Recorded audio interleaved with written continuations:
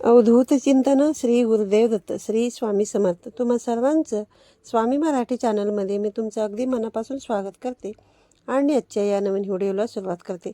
आज आपण पाहणार आहोत दुर्गा सप्तशती अध्याय 5. देवांकडून देवीची स्तुती, अंबिकेच्या रूपाची प्रशंसा. श्री गणेशाय नमः, श्री सरस्वते नमः, श्री कुलदेवताय नमः, श्री दैवे नमः. या उत्तर चरित्राचा रुद्र हा ऋषी आहे. महासरस्वती ही देवता आहे.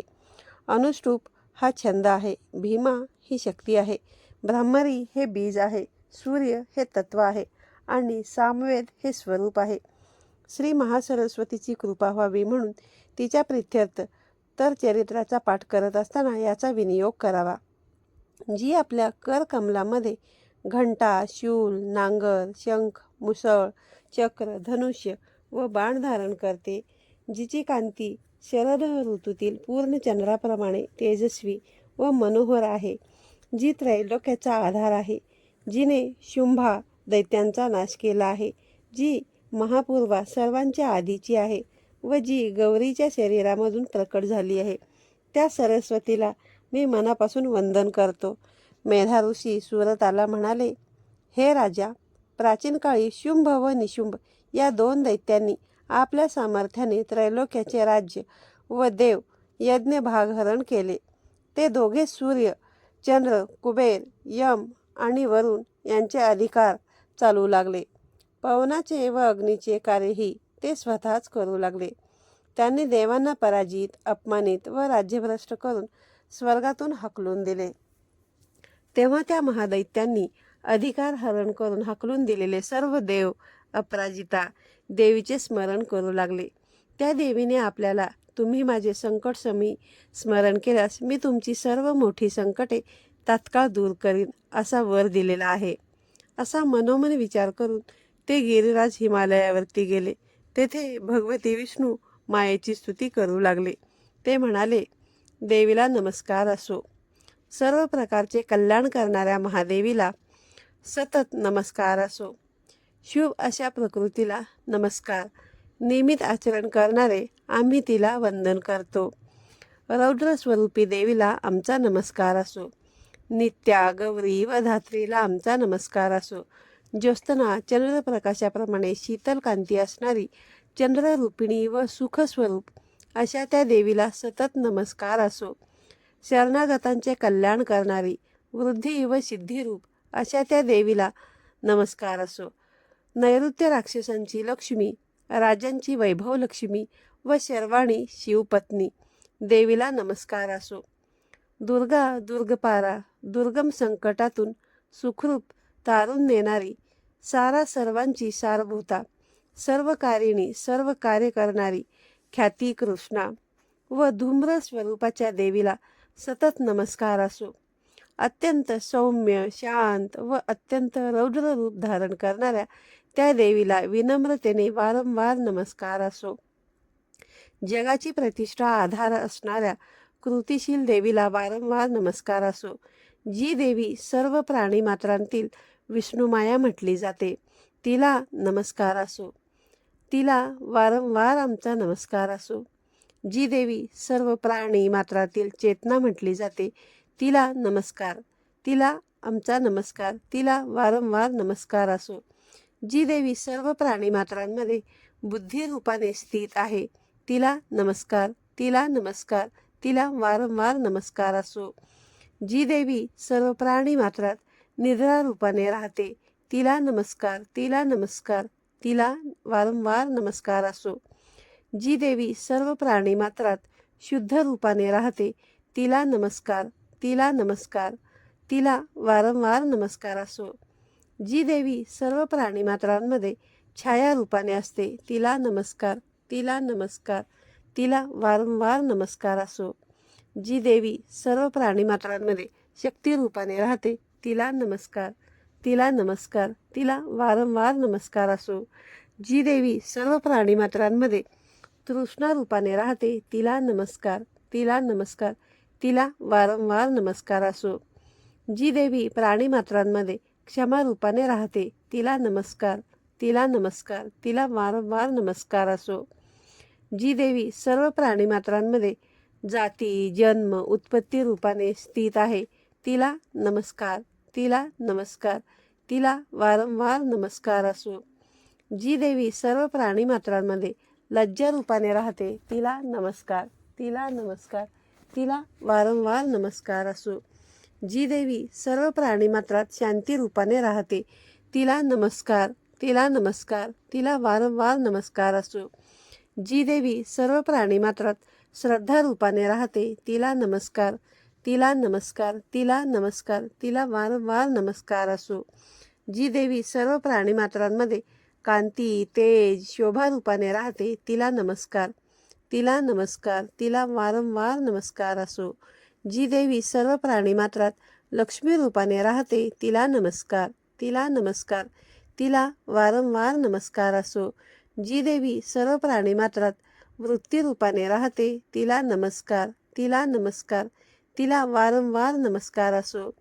जी देवी सर्व प्राणीमात्रात स्मृती रूपाने राहते, तिला नमस्कार, तिला नमस्कार, तिला वारंवार नमस्कार असो. जी देवी सर्व प्राणीमात्रात दया रूपाने राहते, तिला नमस्कार, तिला नमस्कार, तिला वारंवार नमस्कार असो. जी देवी सर्व प्राणीमात्रात तुष्टी संतोष समाधान रूपात राहते, तिला नमस्कार, तिला नमस्कार, तिला वारंवार नमस्कार असो. जी देवी सर्व प्राणीमात्रात माता रूपाने राहते, तिला नमस्कार, तिला वारंवार नमस्कार. जी देवी सर्व प्राणीमात्रामध्ये भ्रांती रूपाने राहते, तिला नमस्कार, तिला नमस्कार, तिला वारंवार नमस्कार असो. जी सर्व प्राणीमात्रांच्या इंद्रियांची अधिष्ठात्री देवी आहे व जी सर्व प्राणीमात्रात सतत व्यापून आहे, त्या व्याप्ती देवीला वारंवार नमस्कार असो. जी देवी चित्ती रूपाने चैतन्य व जाणीव रूपाने जगाला व्यापून राहिली आहे, तिला नमस्कार, तिला वारंवार नमस्कार असो. प्राचीन काळी आपले अभिष्ट कार्य झाले म्हणून आम्ही देवाने जिची स्तुती केली, देवराज इंद्राने पुष्कळ दिवस जिची सेवा केली, ती कल्याण करती ईश्वरी देवी आमचे सर्व शुभ व मंगल करो, आमची सर्व संकटे दूर करो. त्यासमी उन्मत्त दैत्यांकडून छळलेले गेलेलो आम्ही सर्व देव ज्या परमेश्वरीला वंदन करीत आहोत, तसेच भक्तीने विनम्र झालेल्या पुरुषांनी स्मरण करतात, जी त्यांच्या सर्व संकटांचा तात्काळ नाश करते, ती देवी आमचे संकट दूर करो. ऋषी पुढे म्हणाले, हे राजा, याप्रमाणे सर्व देव त्या परमेश्वरीची स्तुती करीत असताना देवी पार्वती गंगेत स्नान करण्यासाठी तेथे आली. सुंदर भुवया असणाऱ्या त्या भगवतीने देवांना विचारले, तुम्ही इथे कोणाची स्तुती करत आहात? तेव्हा तिच्या शरीरकोशातून प्रकट झालेली शिवा अंबिका देवी म्हणाली, शुंभ दैत्याने पळवून लावलेले व युद्धात निशुंभ दैत्याने पराजित केलेले हे सर्व देव येथे जमून माझी स्तुती करीत आहेत. ती अंबिका पार्वतीच्या शरीरकोशातून प्रकट झाली म्हणून लोकांमध्ये तिला कौशिकी म्हटले जाते. ती प्रकट झाल्यानंतर पार्वतीचे शरीरही कृष्ण झाले म्हणून हिमालयाच्या आश्रयाने राहणाऱ्या तिला कालिका हे नाव देखील प्राप्त झाले आहे. शुंभ निशुंभ यांचे सेवक असलेले चंड व मुंड नामक दैत्य तेथे आले. त्यांनी अत्यंत मनोहर रूप धारण करणाऱ्या त्या अंबिकेला पाहिले. ते शुंभाकडे जाऊन म्हणाले, महाराज, एक अतिशय सुंदर स्त्री आहे. ती आपल्या दिव्य कांतीने जणू हिमालयाला प्रकाशित करीत आहे. हे असुरेश्वरा, तिच्यासारखे उत्तम देखणे कोणीही कोठेही पाहिले नसेल. तरी ती कोण आहे हे जाणून घेऊन तिचा स्वीकार करावा. ती एक महान श्रीरत्न आहे. तिचे सर्व अवयव अत्यंत सुंदर असून ती आपल्या तेजाने सर्व दिशा उजळून टाकीत आहे.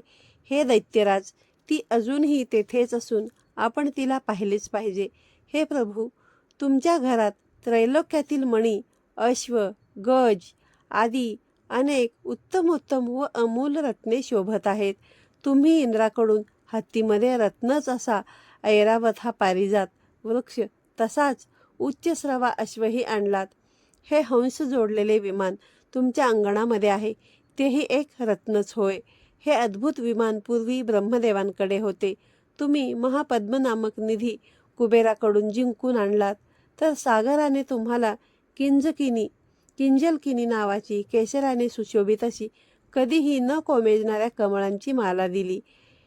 सोन्याचा वर्षाव करणारे वरुणाचे छत्र तुमच्या घरात आहे. त्याप्रमाणे प्रजापतीचा हा श्रेष्ठ रथही आता तुमच्याच ताब्यात आहे. हे दैत्यराज, मृत्यूची, यमाची, उत्क्रांती नामक शक्ती तुम्ही हरण करून आणलीत आणि वरुणाचा पाश तुमच्या भावापाशी आहे. याच निशुंभापाशी समुद्रातून मिळणारी सर्व प्रकारची रत्ने आहेत. अग्नीने तुम्हाला त्याने स्वतः शुद्ध केलेली अशी 2 वस्त्रे दिली आहेत. अशा प्रकारे तुम्ही त्रैलोक्यातील सर्व उत्तमोत्तम रत्ने प्राप्त केली आहेत. मग हे कल्याणकारी स्त्रीरत्न तुम्ही का प्राप्त करू नयेत? ऋषी पुढे म्हणाला, राजा, हे चंडमुंडाचे बोलणे ऐकून शुंभाने सुग्रीव नावाच्या एका महादैत्याला त्या देवीकडे दूत म्हणून पाठविण्याचे ठरविले. त्याला बोलावून तो म्हणाला, तू देवीपाशी जाऊन माझ्या सूचनेनुसार या सर्व गोष्टी सांग आणि असे काही कर की जेणेकरून ती प्रसन्न होऊन प्रेमाने लवकर येथे येईल. शुंभाच्या आज्ञेने तो दूत अतिशय रमणीय अशा त्या पार्वतीपाशी गेला आणि तेथे असलेल्या देवीला मृदू मधुर वाणीत म्हणाला, हे देवी, सध्या दैत्यराज शुंभ हे त्रैलोक्याचे परमेश्वर असून त्यांनीच मला दूत म्हणून तुझ्याकडे पाठवले आहे. सर्व देव त्यांची आज्ञा मानतात. कोणीही त्यांच्या वचनांचे उल्लंघन करीत नाही. त्यांनी दैत्यांच्या सर्व शत्रूंना जिंकलेले आहे. त्यांनी तुझ्यासाठी जो संदेश दिला आहे तो ऐक. ते म्हणतात, सर्व त्रैलोक माझ्या आधिपत्याखाली आहे. देवही माझा अधीन आहे. सर्व यज्ञांचे वेगवेगळे आविर्भाव मीच ग्रहण करतो. माझ्यापाशी इंद्राचे वाहन असलेला ऐरावत आहे. क्षीरसागराच्या मंथनातून प्रगट झालेले उच्चस्रवा नामक अद्भुत अश्वरत्नही देवांनी मला नमनपूर्वक अर्पण केलेले आहे. हे सुंदरी, याशिवाय देव, गंधर्व आणि नागांपाशी ज्या काही रत्नासमान श्रेष्ठ वस्तू होत्या त्या सर्व आता माझ्यापाशी आहेत. हे देवी, आम्ही तुला जगातील स्त्रियांमधील श्रेष्ठ रत्न मानतो, म्हणून तू आमच्याकडे ये, कारण आम्ही रत्नांचे भोगते आहोत. हे चंचल नेत्र सुंदरी, तू साक्षात रत्नस्वरूप आहेस. म्हणून माझे तुला असे सांगणे आहे की तू मला किंवा माझ्या महापराक्रमी धाकटा बंधू निशुंभ याला वरण्यामध्ये तू अतुलनीय महान ऐश्वर्य प्राप्त करशील. याचा बुद्धिपूर्वक नीट विचार करून माझ्याशी विवाह कर. ऋषी पुढे म्हणाले, हे राजा, दूताने शुंभाविषयी सांगितल्यावर जगाला धारण करणारी ती कल्याणमयी दुर्गा भगवती मनोमन गंभीरपणे हसली. ती म्हणाली, हे दूता, शुंभ हा त्रैलोक्याचा स्वामी आहे आणि निशुंभही त्याच्यासारखाच पराक्रमी आहे. असे जे तू बोललास ते सर्व सत्यच आहे. त्यात किंचितही असत्य नाही.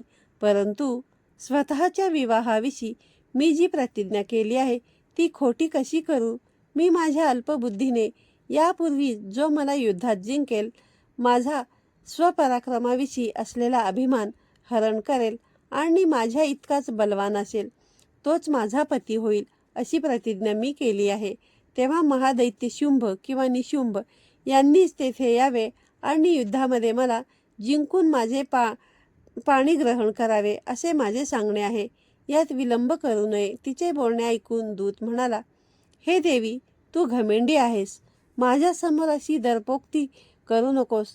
त्रैलोक्यामध्ये असा कोण वीर पुरुष आहे जो शुंभ निशुंभात समोर युद्धाला उभा टाकेल? हे देवी, युद्धात अन्य दैत्यांच्या समोरही देव टिकू शकले नाहीत. तेथे तुझ्यासारख्या एकट्या स्त्रीचा काय निभाव लागणार? ज्यांच्यासमोर इंद्रादिक निष्प्रभ झाले त्यांचा सामना तू काय करणार? म्हणून मी सांगतो तसे कर. तू शुंभ निशुंभाकडे चल.